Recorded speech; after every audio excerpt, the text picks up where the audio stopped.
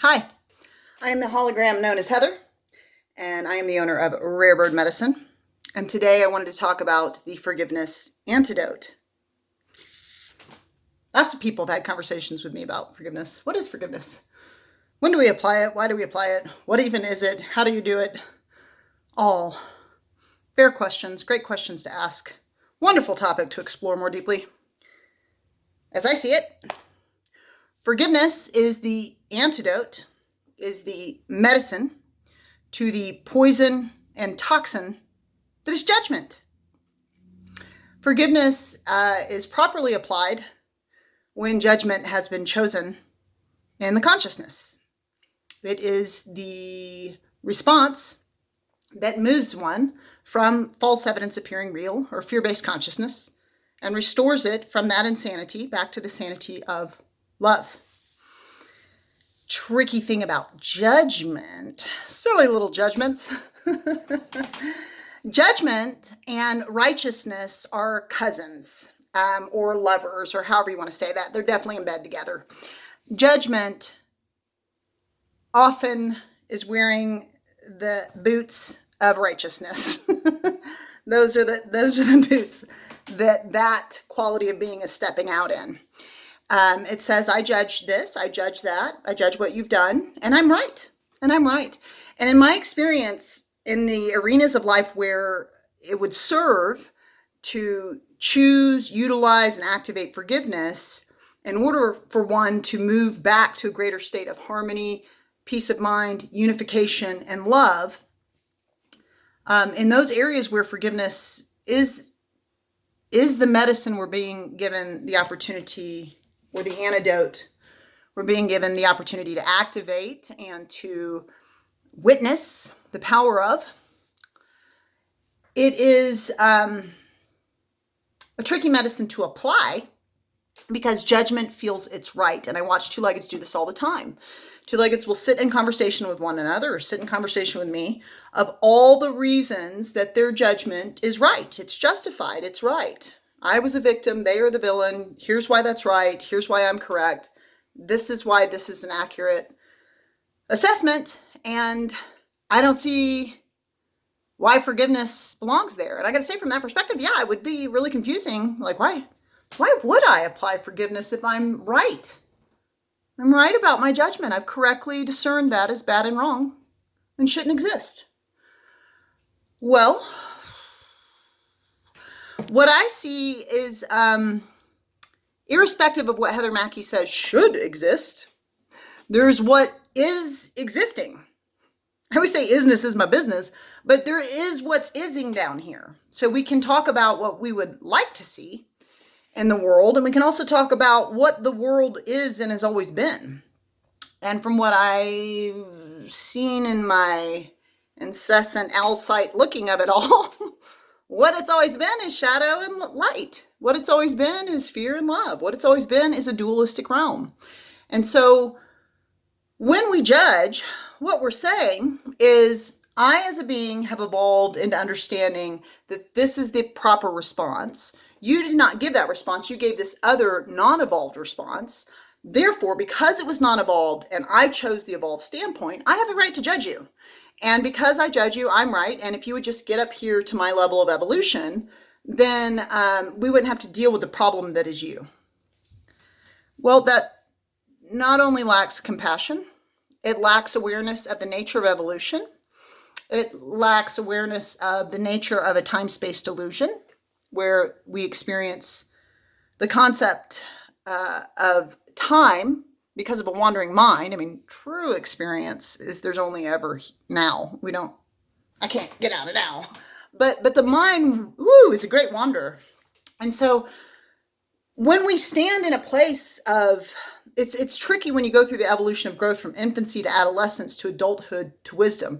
Because when you get to wisdom and you feel, wow, I've really evolved, I'm in a place of wisdom, I understand that love is the answer, and you responded to me with judgment or fear, and so then I'm going to judge you, we can get knocked off that pinnacle of awareness, of wisdom, and immediately drop back into foolishness and become an infant again.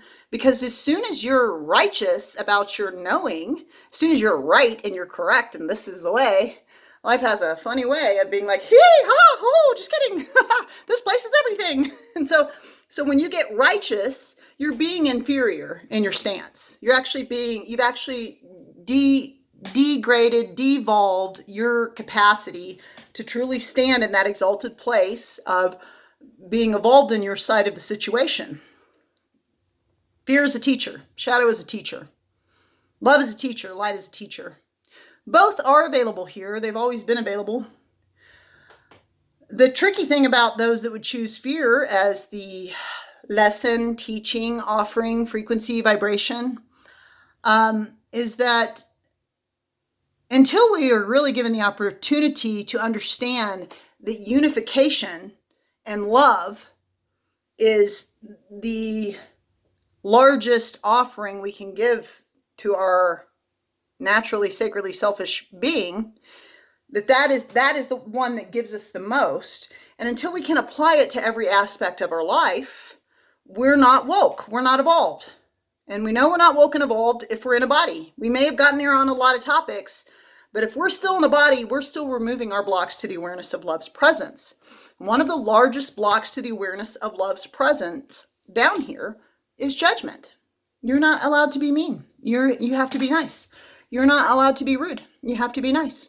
You're not allowed to try to write me out of the will. You're not allowed to, make fun of me behind my back. You're not allowed to, you're not allowed to, you're not allowed to, you're not allowed to.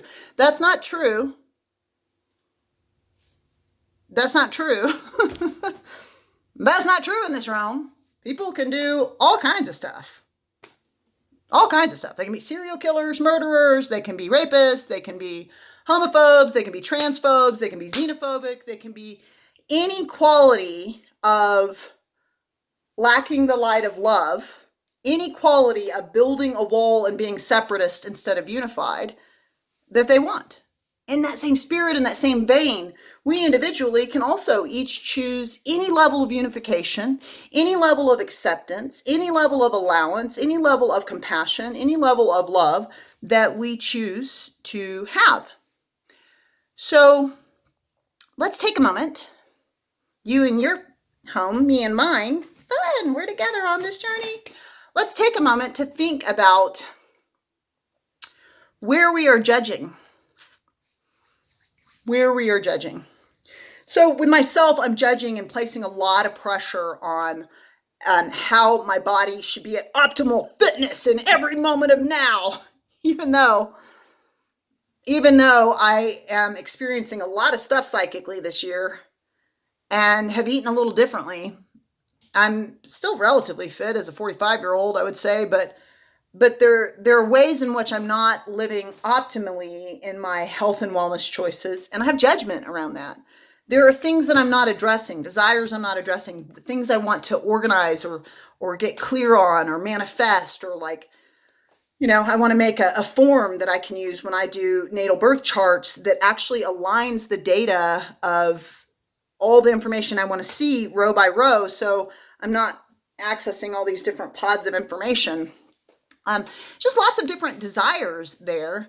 But I'm judging myself in a lot of different ways. Like, you're not allowed to rest, but you need to rest more. I get stuck in that dichotomy too with myself, where it's like, you need to get it done, but you need to take a break. And it's like, okay, let's do both of those each day. Okay, let's choose one meal to get healthier. Let's choose one healthier addition. Let's step by step incorporate some of these ways I'm judging myself. Let me forgive myself for my transgressions of what I did or didn't do through this year, where there was a lot of psychic negativity available and offered to all of humanity. Let me just be patient, kind, loving, gentle with myself. I can be really very judgmental when people try to come in and tell me how to live. Heather, you should be like this, or you should be like this, or you should have done that like that, or you should have da-da-da-da. It's like, okay. Why don't you man your own vehicle and let me worry about mine? Because I'm devoted to evolution. And when I want coaching, I'll ask for it. But if I didn't ask for it, guess what? I don't need it. So I can get real judgmental about that. But there are lots of people that really feel like it's a great service act to offer advice and to offer coaching and to point out what's not working. And they feel that that's a very devoted service act, and it actually comes from a place of love. So that's a place where judgment very readily enters in for me. And it's not serving me, because it means that sometimes I'm probably being given advice that would serve. There's nuggets of wisdom in most offerings. And it actually, in order for me to fully activate what I believe, I would need to really receive people where they are. If you feel like it's a good offering and a generous, loving thing to do to advise me how to live, then I want you to have the freedom to do that. I typically don't offer advice unless I'm asked, because I believe in people's ability to get where they need to go in their own evolution. But I mean, in a sense, these videos are advice. It's a way that I'm giving my throat chakra freedom. It's a way that I'm helping my introvert get into balance with extroversion. So I would say, if you take a minute and meditate and marinate on where your judgments are, you'll find that those judgments have a usually long list of justification. So I'll use myself as the example. I'm right that you shouldn't tell people how to live. I'm right that you're not the steward of my evolution. I'm right that you're not the boss of me. I'm right that I'm the commander of this mind, this body, this heart. I'm right about that. And I feel strongly right about it as someone who's been assaulted a lot. It's like, don't tell me what to do with my body, my mind, my spirit, my heart, my time. But I'm not right. I'm just a big old fat opinion sack, everybody. That's what we're doing down here. We're just being our opinion sacks and being right about our opinion sacks. And I'm not right. Everyone that's ever sexually assaulted me, it's been a bunch of people, have been wonderful teachers to me about removing my blocks to the awareness of love's presence. As I'm somebody that believes that we incarn many times, the only way I see that could have presenced itself in my life is if I had a period in a past life where I was in infancy or adolescence with my learning, and I didn't understand that the sacred, shining jewel of sexuality, the beautiful gem in the center of sexuality, is consent. That is the sacred gem that makes any form of sexual expression beautiful, sacred, holy, no matter what form it takes. Consent is the central gem piece. I clearly didn't get that in a past life, to have so many people engage with my physical body in a way that didn't have consent to be the central gem of the sexual experience. So thank you, teacher. I forgive you the transgression.